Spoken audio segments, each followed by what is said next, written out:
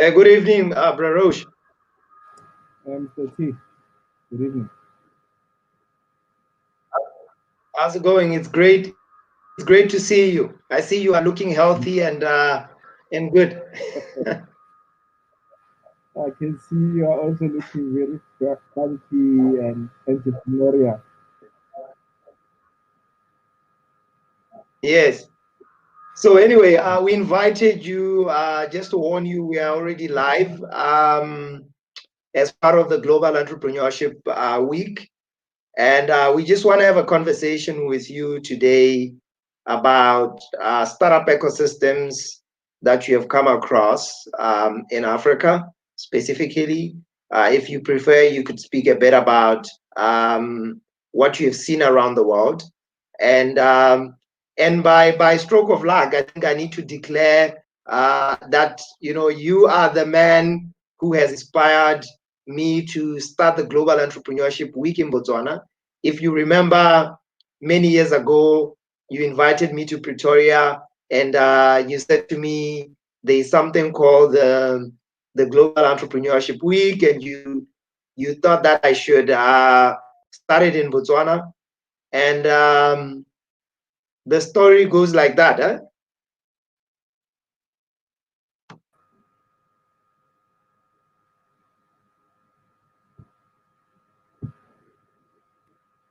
Apologies for that. I'm not so sure about that.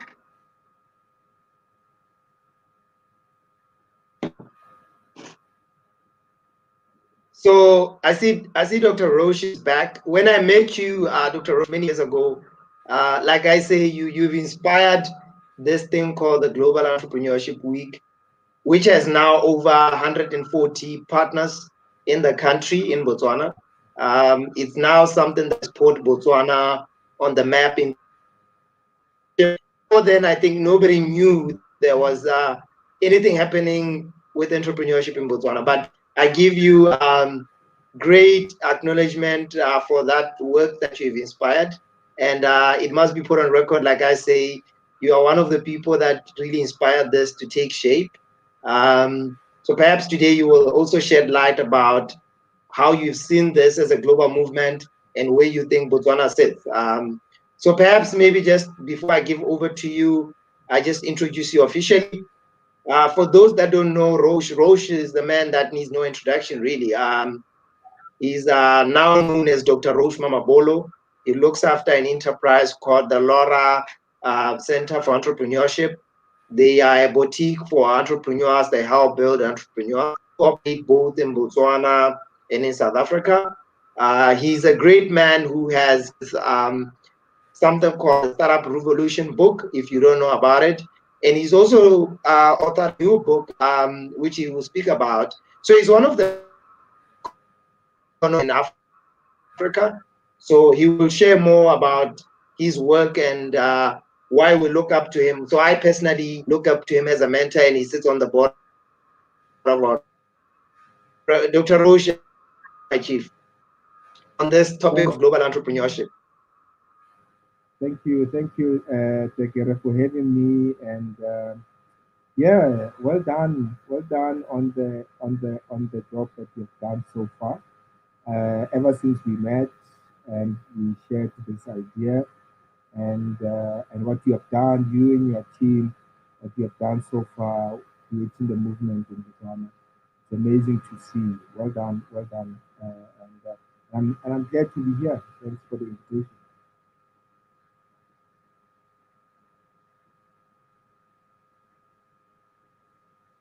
So Bra Roche, as I call you, those that call you Dr. Roche can do that, but I will call you Bra Roche until then. So we have seen in the past the concept of Kasi entrepreneurship now being renamed, becoming startup ecosystem. This thing is now like a disease. Everybody is excited about it. What's your perspective on it in terms of just what you've seen in places like Botswana, um, particularly around the edge for entrepreneurship? Look, I mean, I think maybe before we even get to the entrepreneurship, let me sort of try and paint a picture of where the movement started and how the movement really started. You know, and I think it's in understanding the foundation that I'm able to answer your question very effectively.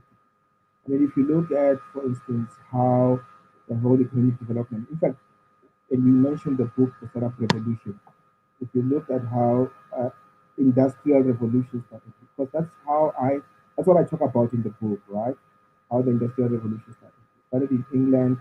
It started with the steam engine, and you know how industrialists there managed to convert the steam engine into this industrial machine where they can do cotton and things like that. And that's how England, as a result of the steam engine, that's how England has been able to revolutionize the country, and it became a first world country. From that, that's from that innovation.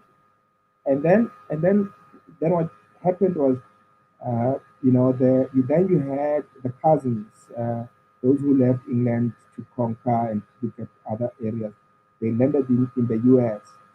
And the industrial concept then moved to the US, right?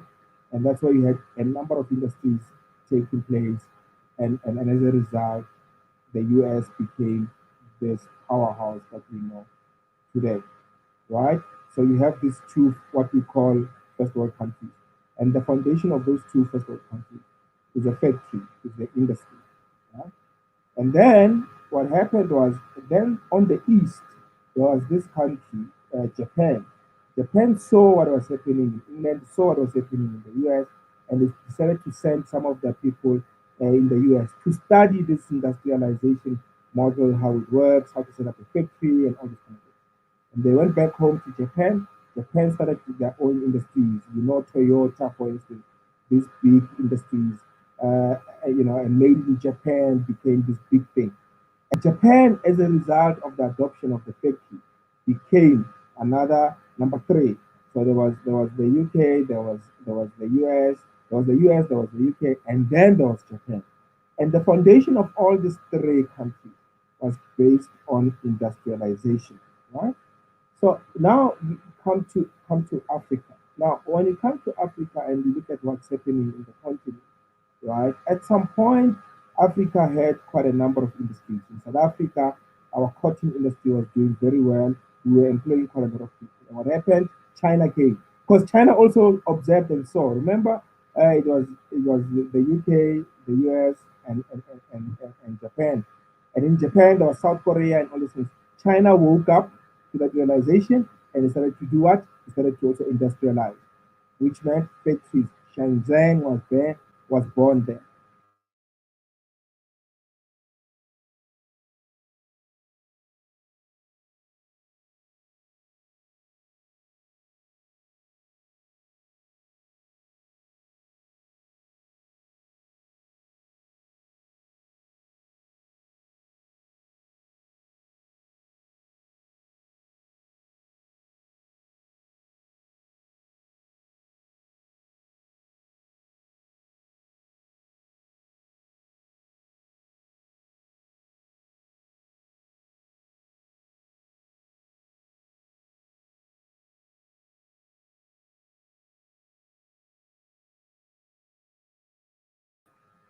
Oh, there you go.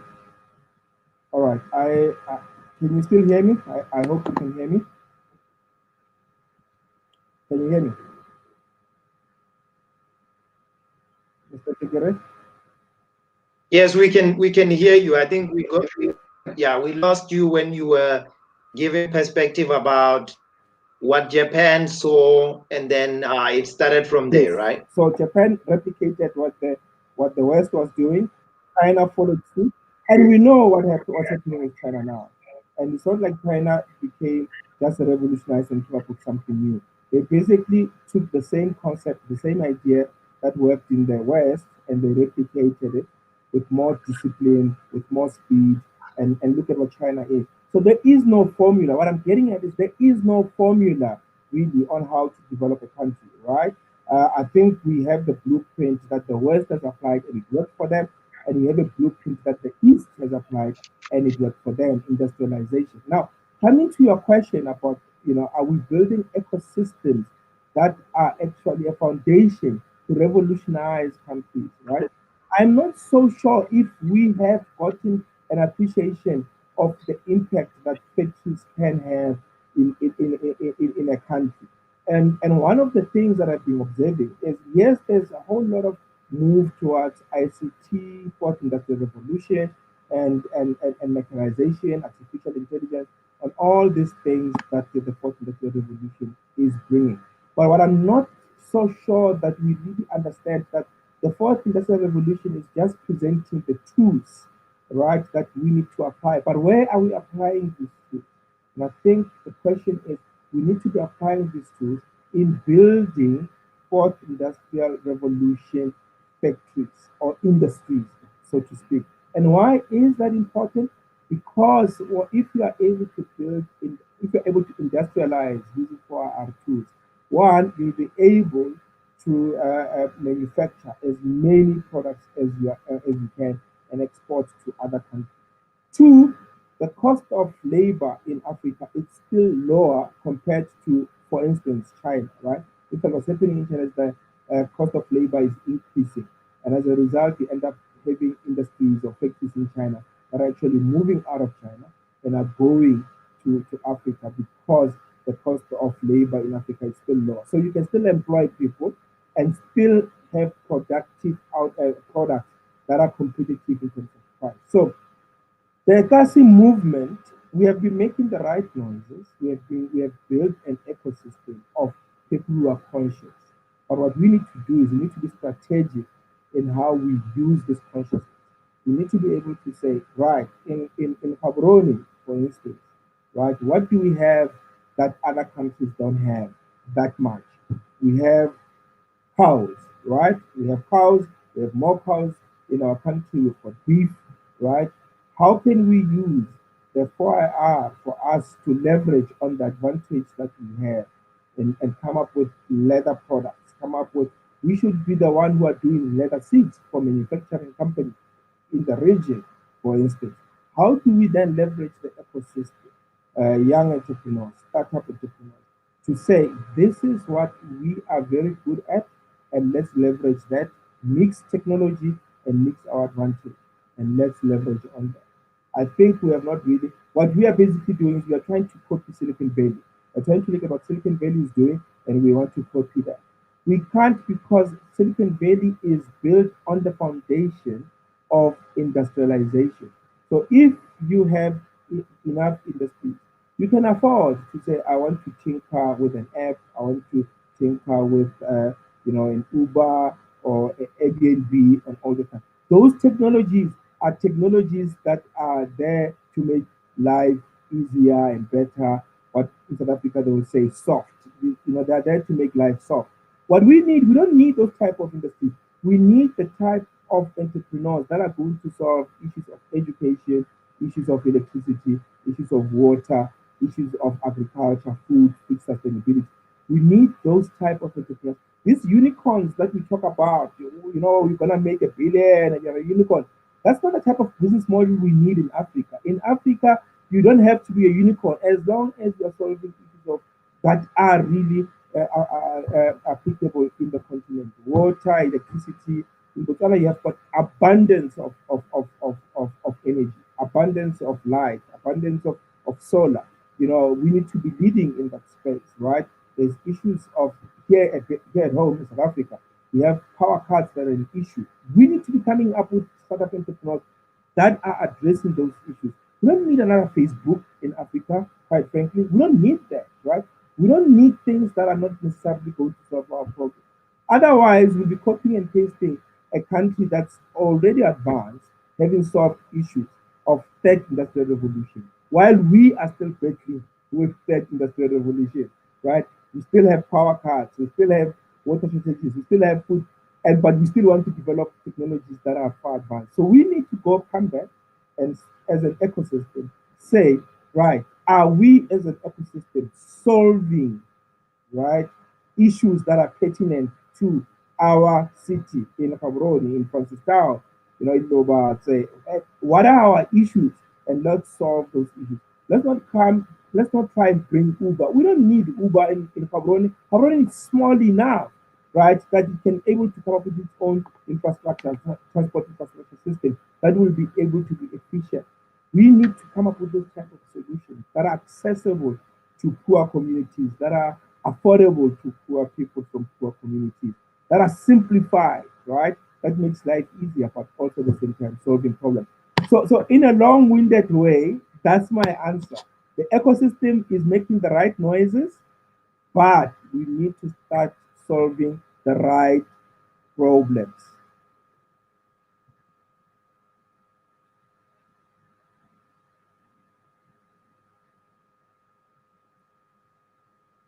So, I mean, you share the history of how we got to where we are today, which is very interesting.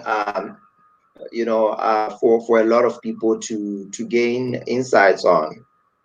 But where we sit, especially in economies like Botswana, where you've got a wealthy government that's pushing the entrepreneurship. I mean, we're talking now where government has given the local enterprise authority, which is LEA, about 100 million pula to drive entrepreneurship, and that is still predominantly saying government, government, government, government.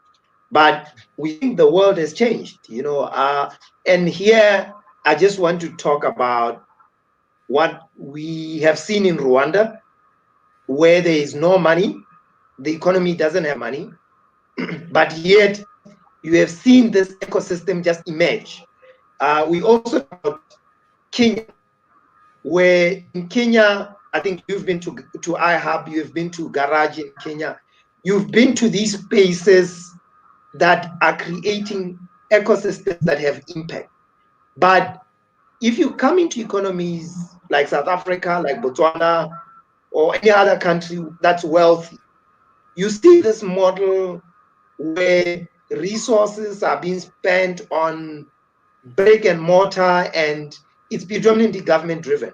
So I just want to ask you there to say, is that the right model to take, especially now, with the world having changed, becoming digital? Or is there a need for this model to take different shape? But also, when you mention about problem solving, I mean, you've been to Gaborone so many times, and I'm sure you've always wondered why you don't have like a startup that can instantly show you the number of elephants we have in country, where they are, stuff like that. Leveraging the local resource. Then you've also been here where you've seen that when you speak about innovation and entrepreneurship, you still see faces of a strong hand of government. What is your thoughts on that in terms of the ecosystem? Like, how do we change that? How do we bring this to be more entrepreneur centric and leverage the resource that exists? So, I mean, it's a good question that you're asking, right? So, the thing with ecosystems that's interesting Tekere, is there are different approaches depending on the level of development of a country, right? So it's important to understand that. Depending on, an ecosystem in China is will be different to an ecosystem in the US, will be different to the ecosystem in Israel, will be different to Kenya or to even Cameroon. So it's important to understand that. But how different are they? Let's go deeper to that. How different are they? So if you look at, for instance, how China is doing that development in terms of ecosystem, right? China says we this is our strategic goals: manufacturing, solar, and technology, right? They say these are our three pillars. I'm just giving you as an example. These are our three pillars: manufacturing, solar, and technology. And what they then do is they're saying, okay, we're going to build apps around those three sectors. So we are going to have what they call industrial zones, right? Industrial zones are areas dedicated to that specific sector. So they'll say we'll have industrial zone for manufacturing. We'll have an industrial zone for solar energy. We'll have an industrial zone for technology. And what this does is if you open up your business there, you get subsidized rates, you get tax incentives being belonging to that zone, right? And the same with other sectors. So they start from there to say we are having this specific zone. So as an entrepreneur, as a startup entrepreneur, you need to decide which one appeals to you, right? If you want manufacturing, there's a zone for manufacturing. Everybody goes there. They get preferential rates. They get machine suppliers. They get everything. If you are in this zone or if you are in the other zone, and that's how China is doing it, but doing it by zones. And what they then do is they avail the money, but they don't avail the money for the sake of just giving you money and say go. What they do is they avail the money, having created a market. So they go out there through their trade policies. They go out there and they negotiate for for their zones so that buyers can come through to those zones and they'll find you ready, they'll find you capitalized, find you having a stock, and they say, here are the choose which one you want to do business with. And that's how they're able to get their zones to work. They'll go out there and they negotiate for exports. So here we are, we ordering all these gadgets from their zones, right? And that's how China does their hubs. It's strategic, it's government led, but also it's not just throw money and let's see where Tekiri will end up in. They'll throw money and they say, Tekiri, there are people coming from this country that are going to buy from you. Make sure that you have quality products.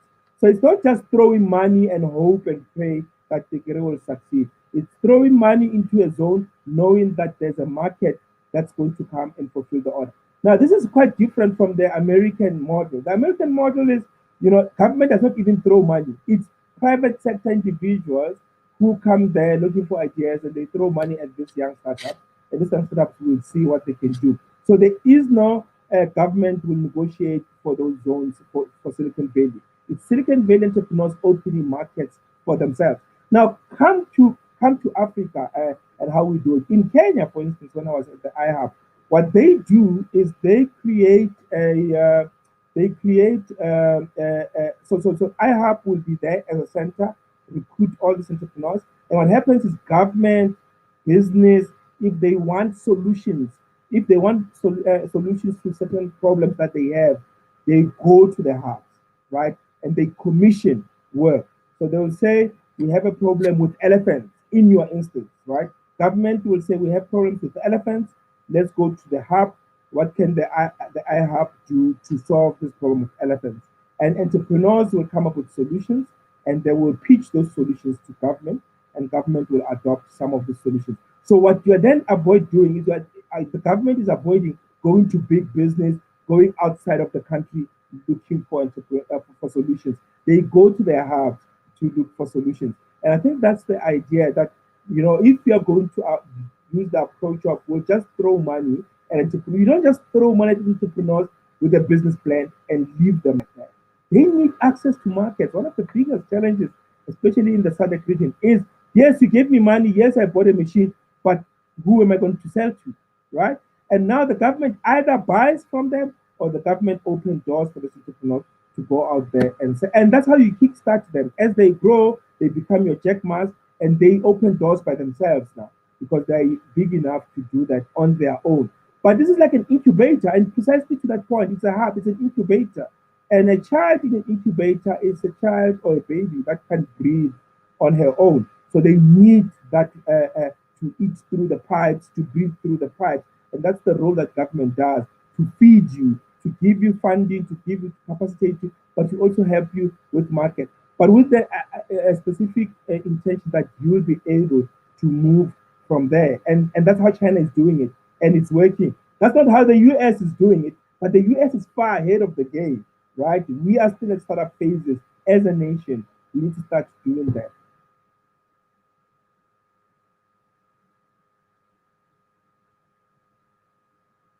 These are interesting insights. I see now it makes a bit of sense to me, because I've been wondering why a lot of African governments are obsessed with the China money and the China model. Because if you just look, countries have now adopted this special economic zone. And in Ethiopia, they've done it. Now we saw Botswana signing up the same thing. But now we ask ourselves that if you create a zone, typically say in Botswana, if Gaborone is a financial zone, then it means that you want to attract financial sector companies, meaning that automatically you will have a lot of accelerators and incubators that are more focused on fintech. Similarly, the same in the Okavango Delta, you expect that if that zone is a delta, then you then attract companies that are tourism based. Then you take that perspective. Similarly, with say Silibe Peakway, if you want to make it a mining zone or Rapa, then you want to attract those companies. But then we then are missing the point where we see the full value chain going towards those zones. I will give you an example of a town, Francistown, where I come from, where it's now been zoned a transport corridor zone. Okay, the expectation there is that people there make use of that particular renaming of the town, but we don't see like the type of companies that would then set up factories there, how the startup would fit in there. I mean, that step against what policy of government is it's at two parallel levels. But then again, also countries which are small, like you really cannot assume that Botswana should copy the model of Ethiopia. Ethiopia has over 100 million people, or so on, or 80 million people. So China has same, Nigeria same, but Botswana has 1 million people. If you count my Zimbabwean cousins out, okay, you only have 1 million Botswana people, okay, which to me uh, would question as to whether if then you create these thousands of factories, who's going to buy, because you don't have the numbers to consume is to do that. But I assume that South Africa had already established itself as a manufacturing hub. And how do we then justify, building an ecosystem that tries to replicate what already exists within a zone? And I think that's why there's that big fight all the time between Botswana and South Africa over SACU. Our companies come to Botswana, they set up for 1 year, then they find out there is this beautiful place called Johannesburg, and then before you even know it, the companies run away that are based in Johannesburg. And what they make in Johannesburg, they ship back to Botswana. Then Botswana has an import bill of 100 billion or 70 billion, as if you want to call it. So the interest there is, what model then should Botswana take in terms of its startup ecosystem, in terms of enterprise creation? Should it be a copy and paste of China, or should it be like what Estonia did? I know Estonia woke up one morning and then they decided the currency goes digital. Everything of theirs is paperless, and they made history. And now when you look at how unique they are as a small country, you can understand now their competitive edge within Europe. You look at Switzerland, small, but also they took this perspective of trying to focus on being a financial hub only. That makes them only a one specific. You look at Bahrain. I've been to Bahrain last year. I was shocked. The country is small. It's a desert. It's almost like Botswana, but they've managed to build everything internally. I mean, they don't buy food from outside. They produce their own food in the desert. So the question, therefore, is, should Botswana really be looking at creating an ecosystem of 10 different commodities, or rather leverage one single product, which ultimately has multiple value chain, which then is exported? So this is a question that is a bit also not straightforward, because there's been that diversification to say, well, if you focus on the mineral, which is your strength, then you don't diversify. But if you don't do that, what is the next dividend in terms of the diversification element? Perhaps you can guide there in terms of, if we say the zone method works for us, what is it that we need to then select and how would it look like? So thanks. And I think these are good observations, Peter. I think it's a country to country strategy, right? That countries need to come up with. I mean, the countries that you mentioned are countries that have looked at their situation, they've looked at the problems that they have, and then they came up with solutions to those specific problems that they have. I think Botswana, South Africa, we need to sit down and say what problems do we have that we need to solve, and what strategic uh, assets or core competencies do we have as nations. You're right. You can't copy and paste what other nationalities are doing, but what you can do is you can look at what are the foundations, the fundamental basis. What I'm looking at is, and what I'm actually getting at is, you need to look at what are the strengths that Botswana has in relation to other countries. And I gave an example that Botswana has got beef. Yes, we've got diamonds. Yes, we've got tourism. And I think what then needs to happen is there has to be, maybe if those are zones, let them be zones. But how then do you export all these things that you have as an advantage? Because the population is small. Now you have two options. You can say we just want to live comfortably as a small family, and we don't want to try other things. Or you can be ambitious and say, okay, let's see if we can export these competencies that we have to other countries, right? Let's see where or what other countries need our resources, what other countries need what we have.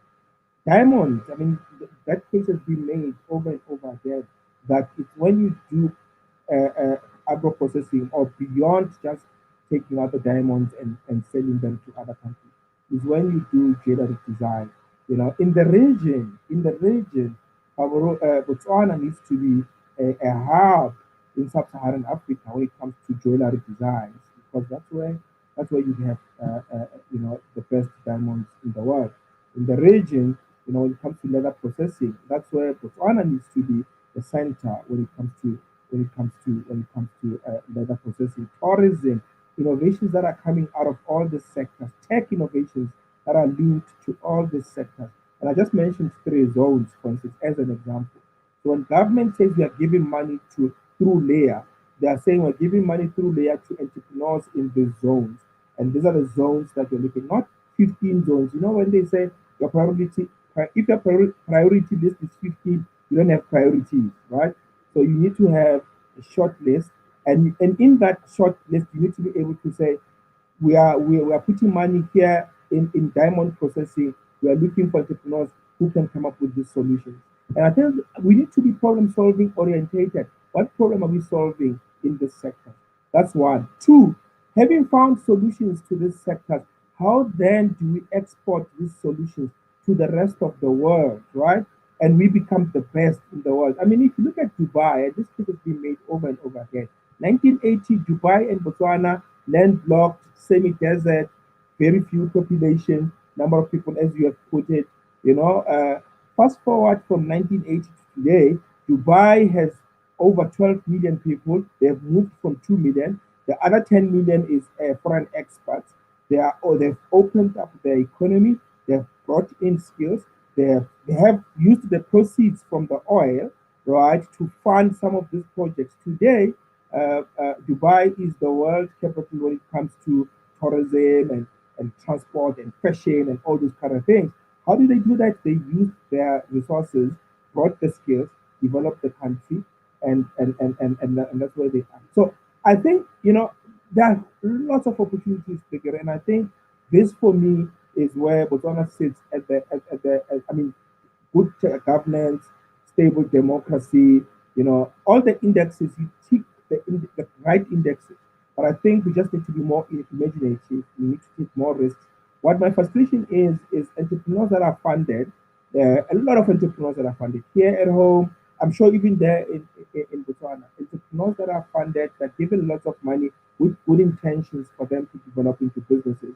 Couple of months down the line, those businesses, equipment is gathering dust because there's no business. They're not busy. They're not selling to anyone, and as a result, they end up selling those machines, cashing in, and looking for a job, and they forget about this entrepreneurship thing.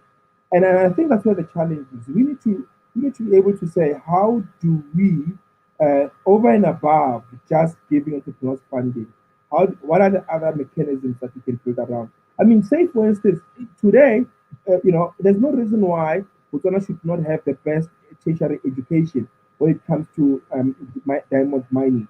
Botswana needs to be supplying the world with the best diamond miners in the continent. Needs to having the best. So we need to so we need to have all these things that are. I don't know if you can hear me. Yeah, we can hear you, Dr. Can you Roach. hear me? You can go ahead. Okay. So I'm mentioning all these things as things that I think Botswana can take advantage of, and I think it's something that if we are going to develop not only Botswana or South Africa as a region, as a SADC region, we need to start identifying where our strengths are and channeling our entrepreneurs towards those areas of strength. South Africa might have strength in technology or it might have strength in something else. We need to channel our entrepreneurs towards that. But being a small nation, the best bet that you can have is to export, provide access to a bigger market. Africa has got a billion market, right? Botswana is the best in beef, it's the best in diamonds, it's the best in tourism. Come up with the best solutions in those spaces and then export them to that billion market.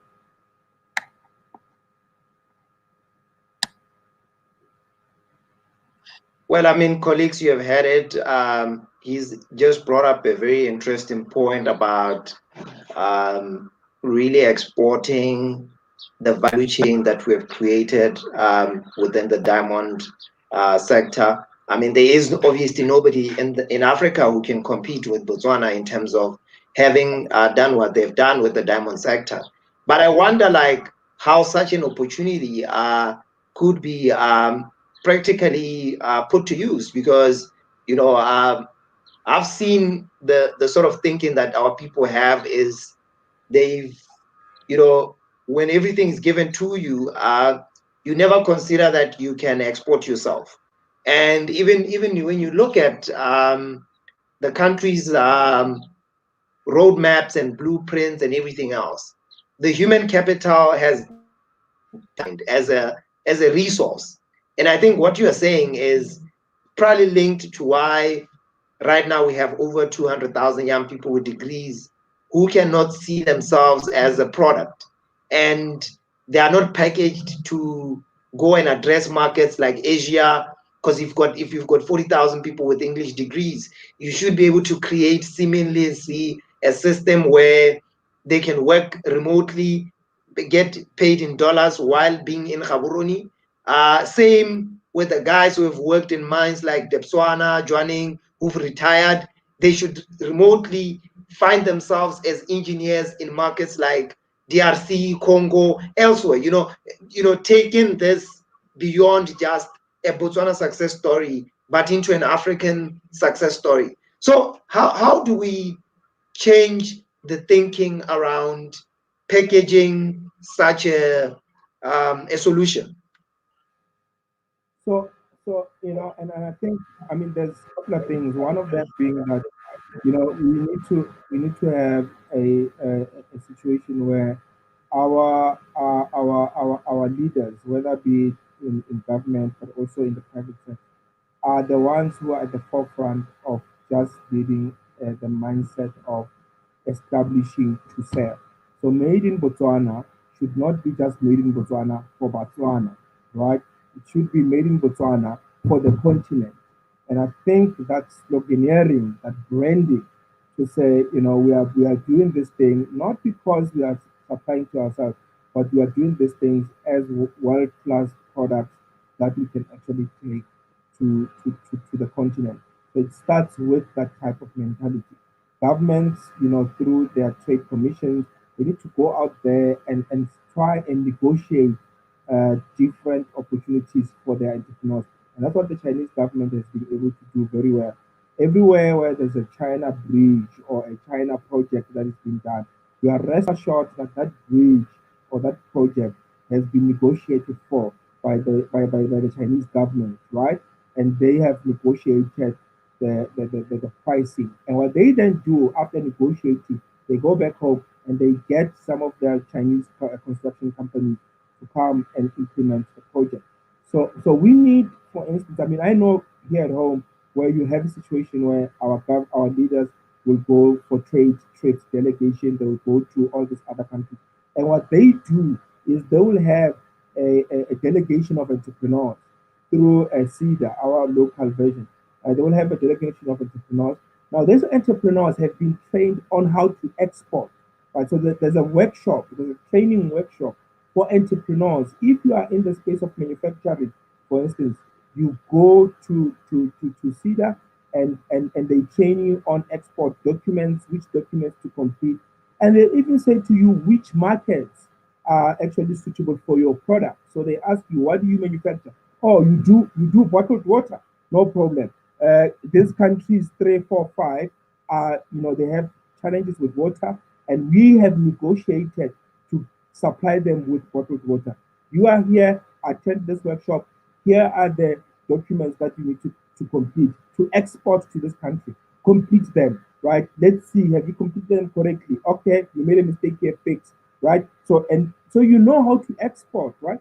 And what they do over and above knowing how to export, when our president goes to that country for a trade delegation or whatever, they pay for you. They say the president is going. Do you have marketing collateral? Do you have business cards? Go. You're right. Here's the date. We have booked for you. You go with the president. There's an exhibition there. You have your own exhibition stand. You exhibit your product in a country where your products are in demand, right? So you establish that network through the government delegation. So, and I think I find that to work because I've seen quite a lot of entrepreneurs who have been to Brazil. They are supporting Brazil with some of the products through this program. So we need programs that are more export orientated. We need to teach our entrepreneurs how to export, right? And that is an education, a mentorship initiative that needs to be taken. It's one thing to say we're closing the borders, we're not allowing other products to come in because we want our guys to manufacture for us. Do they have the skill? Do they have the mentoring? Do they have the equipment? Right? So it's another thing to say, yes, we have the skill, we have the training, but let's now be open to the world. Let's go aggressive and export to the rest of the world. Closing yourself up is inward looking, right? You only have a million as a market, right? And if you close yourself, you are likely to not even get good feedback because you don't have competition from anyone else that you can benchmark yourself against. But once you open yourself and you say to yourself, how do we become world class? Right? Rwanda didn't close itself. Rwanda opened itself to the world to say, how do we get the best skills out there to come to us and to teach us on how we can do these things, right? Dubai did the same thing. They didn't close themselves. They opened themselves to say, how do we get the best engineers from anywhere in the world to come and help us to develop our country? We'll pay them. But we know as part of development, there'll be trade. And as there's trade, there's lots of people, there's more jobs created. So I find that that approach works. And I mean, some people can argue that no, but China closed itself. China closed itself. There's no Facebook there. There's no Google there. There's no. But what China has managed to do is they could do that because they have a billion population. That's a huge population, right? If I can have a billion population, any startup entrepreneur that comes up with a product is a billionaire because we have a billion population, right? Then you are able to do that. But a small country like Brazil, you can't insulate yourself. You don't have the market. You know what I mean? Unless if you strategically say, how do we manufacture this thing? Let's benchmark and let's go after, right? Globalization says you are likely to succeed if you open yourself up, collaborate, takes your strength, and export. And I think that's the game. USA, same thing with the industrialization. UK, same thing, industrialization. Japan, same thing with industrialization. It's export, manufacture for export, made in the USA, made in China, made in Japan. Those were not made for the locals. Those were made for the export market. So I think we need to start, thinking beyond the borders more. Yeah, that's interesting insight. I wonder if any of the colleagues from the Botswana Trade and Investment are wary of perhaps a need to teach around creating export based education. Uh, Doing this, not doing this once off in a while. I think what you're saying is this needs to be inherently put into accelerators, incubators as a program, just similarly as how you would help a company come up with a business plan. So this needs to be a program that is taken seriously, and its KPI, how it gets measured, is when a company actually packs its product and takes the product to market. That's the success of that program. Not giving the entrepreneur a certificate and say, here's a certificate, you attended a course or whatever. So I think the message is whoever is responsible for export development should come up with a program or an incubator specifically for making sure that businesses are export ready. Because being export ready has potential to unlock markets and to drive both inward and outward investment. So we will make that recommendation for them. And then I think the other point that you make is opening up the economy is very key, especially when you are small, even though you are rich. What a lot of people don't know is the government of Botswana is very wealthy. The people may not have money, but Botswana is a wealthy government. Trust me, you go anywhere in the world, you try to say Botswana doesn't have money, everybody's going to laugh at you.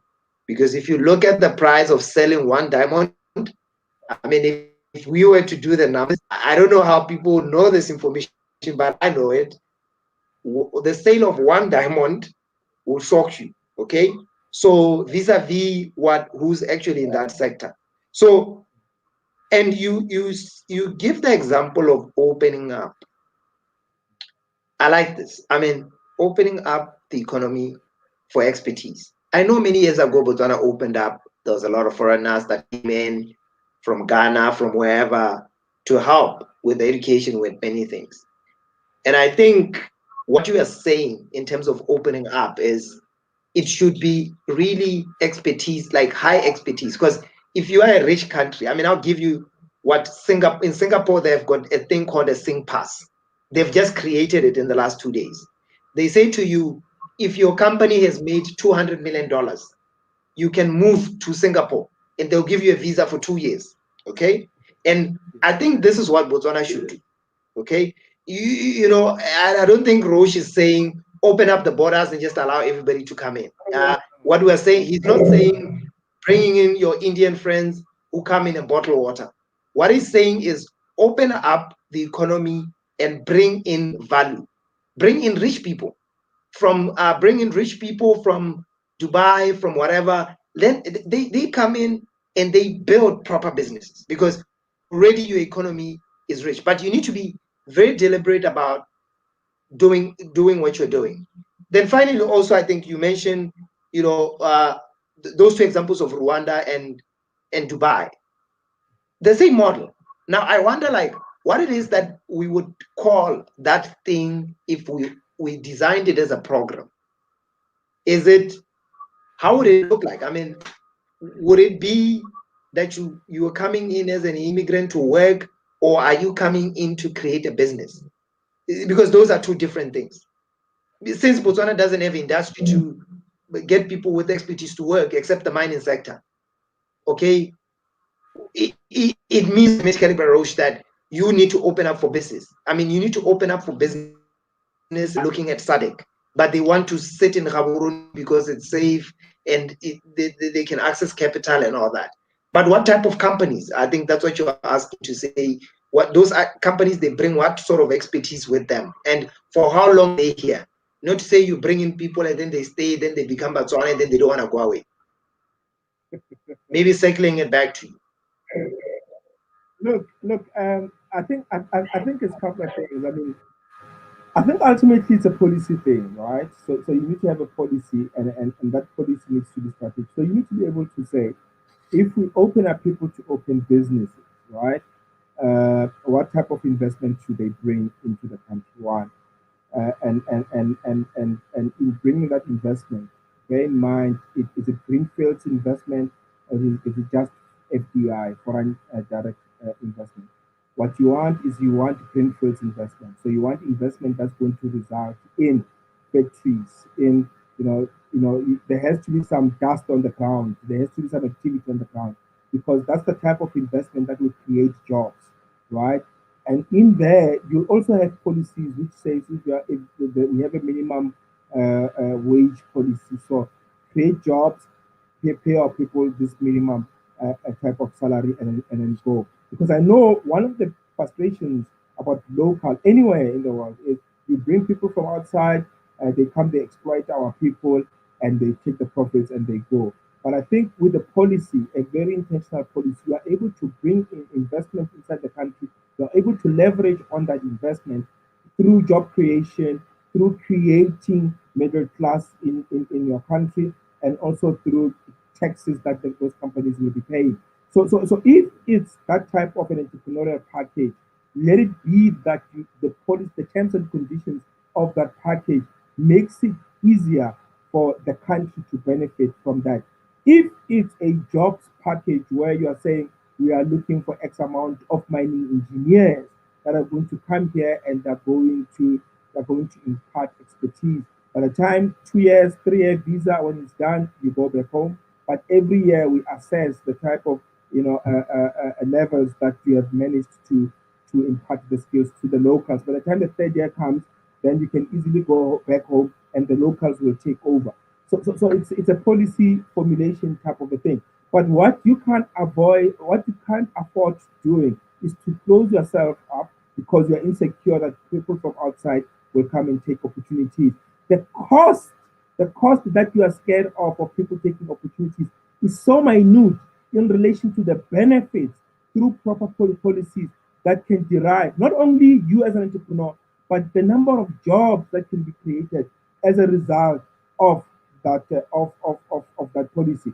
I mean, there are investors who will willingly come and say, we'll go to joining, and we'll resuscitate the joining mine, we'll put money in there, we'll put benchmark standards, and we'll resuscitate the town from being a ghost town to being a lively town. And what you then come and you say, the terms and conditions are, you open up a hub for local entrepreneurs to come and know how to do jewelry design in the joining area. It doesn't. You don't just create jobs, but you also create other smaller miners that are going to benefit from that.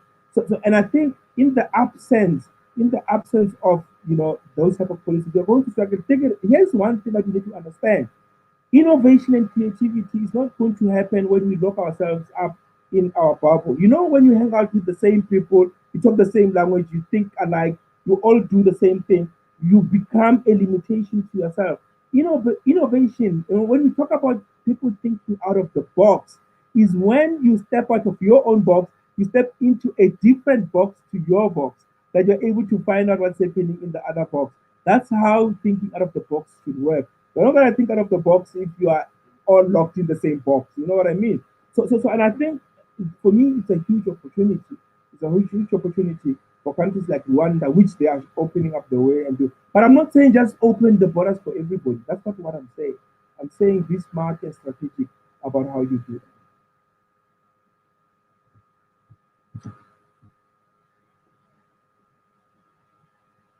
You're, What model for you, when you look at the ecosystems in Africa, is um, is one that is worth borrowing for countries like Botswana? When you just look at Kenya, when you look at Tanzania, you look at Nigeria, you look at South Africa. Do we, because we are saying Silicon Valley, This type of companies being built in Silicon Valley are companies that are meant to grow exponentially very, very fast. In 1 year or so, the guys made 100 million, which is not practical here.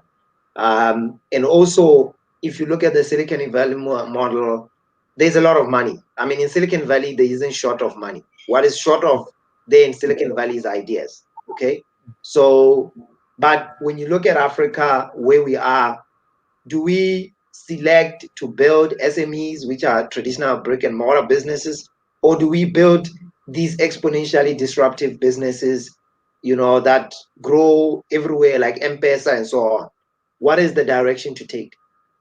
So here's the approach is fairly straightforward. Take each country, each region has to look at what problem they are experiencing. And I think it starts there. What problem do we need to solve? It's not going to help that Joining tries and copy and paste the ecosystem in Cape Town. Joining is different to Cape Town. The challenges that Joining has are quite different to the challenges that Cape Town has, right? So we need to start looking at what problems the problems that Cape Town has are different to the problems that Running has, for instance, right? So we need to start there. What problems do we have? That's the starting point, right? What problems do we have? And based on that, then we start saying, okay, based on the problems that we have, what is our strength? What is the things that we have that we can actually export or we can perfect, right? That comes naturally to us that we can perfect and export to other countries. So, for instance, Cape Town has done a very good job of modeling itself as a technology hub, right? So, all the technologies, the innovators, tech, Yoko comes from there, Sweep South comes from there. So, you have all these tech innovations that are bubbling in Cape Town. Joburg might be the fashion hub of the country, where you have all these fashion designers coming through doing their things here because the environment is more fashion savvy and more lending itself to fashion. And maybe Joburg is coming there. I don't know. I'm giving it as an example. Gaborone needs to start saying what's our strength? What is that one thing that Cape Town doesn't have? What is the one thing that Joburg doesn't have? And how do we then fashion ourselves around that thing so that Joburgers can come through to us, so that people from Cape Town can come and say the best of the best when it comes to this thing is found in Gaborone. So we need to start fashioning that. I mean, Kenya has done an amazing job of what they call it Silicon Savannah. They've done an amazing job of fashioning themselves as a tech space, right? As an app space and all this. They've done an amazing job, and that's where everything starts from there and it follows through. So I think we need to start thinking of. I mean, Israel also has done very well, with technology linking up with Silicon Valley. They've done amazing work of fashioning themselves around technology, around agriculture. They're self-sufficient. They found ways of how they can provide themselves with food with no land or with little land.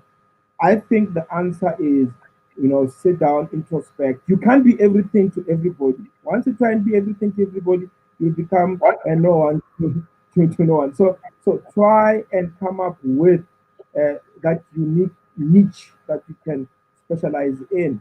I see a lot of opportunities when I come there. I see opportunities that are only unique to Gaborone, right? And I'm saying to myself, only if a lot of entrepreneurs can tap themselves into those opportunities and they can export to even South Africa, they can export to all the markets, they can export to Nigeria. Nigeria's got an electricity problem. There's a huge opportunity for entrepreneurs in Gaborone to specialize in battery power, solar, battery savings, and all these things, and export to these countries that have got electricity challenges. There's ample the sun in Botswana, So those are the opportunities that I see that are only unique to Botswana that you can tap into. You've got good governance. Botswana's got a good report card, a good report card, good governance, stability, money, like you say, let's be strategic in terms of how we use this money, but to export. You want to build Botswana into a first world country, export, not closing yourself. That's not going to, it's going to maintain the status quo, it's not going to grow the country. Yes, you will continue doing very well, And if if you have diamonds forever, you'll be wealthy and you'll be okay for a very long time. But if you want to grow and become a force to be reckoned with in the continent, you need to be able to supply the continent. People need to miss you when you're not there. If people don't miss Botswana when it's not there, it means you don't matter. They can't feel you. They need to feel the presence of Botswana in the continent through their entrepreneurs providing products. In the absence of Botswana, we need to feel that Botswana is important.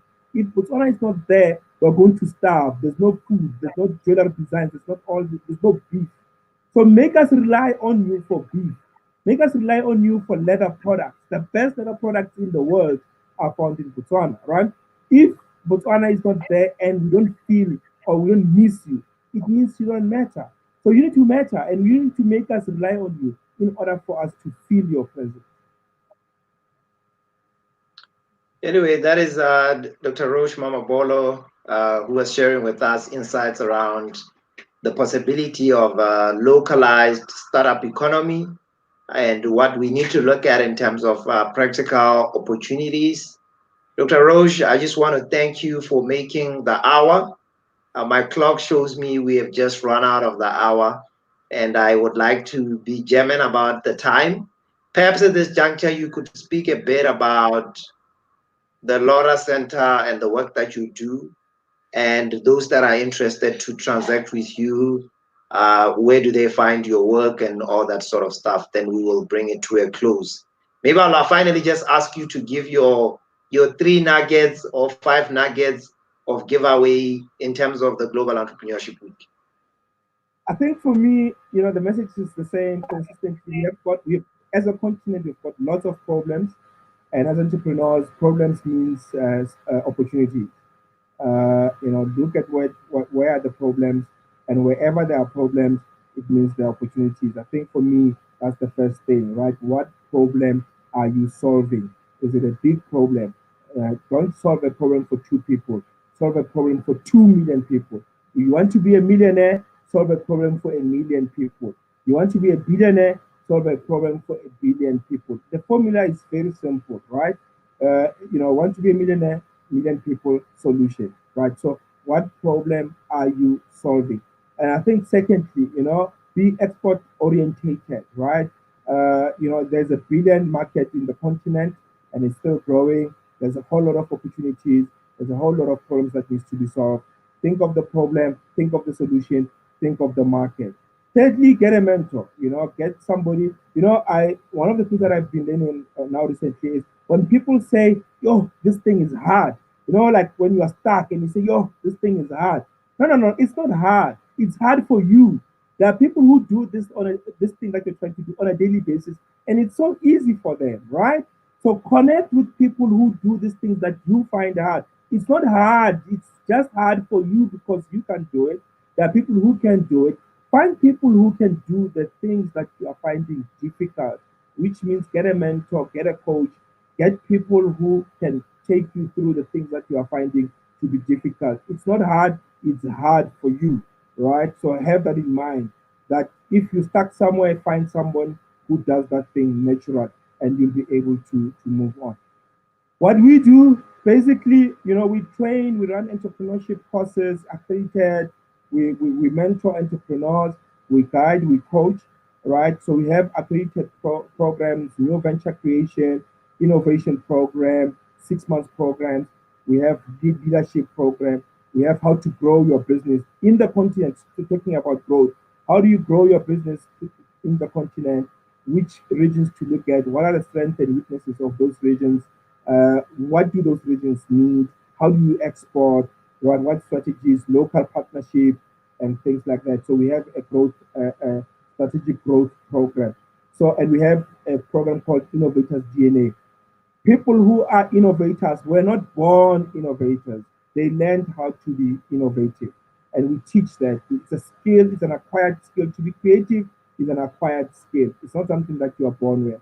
It's an acquired skill. So you want to connect, you want to register, just go to our website, loracenter.com, www.loracenter.com, LORACENTRE.com.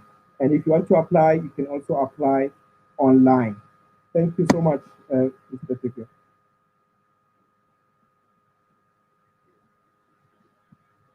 Thank you, Dr. Roche Mamabolo, Director of LoRa Center based in South Africa and operating here in Botswana. We thank you for these insights, and on behalf of the Global Entrepreneurship Week 2020, this session is now officially closed. Thank you.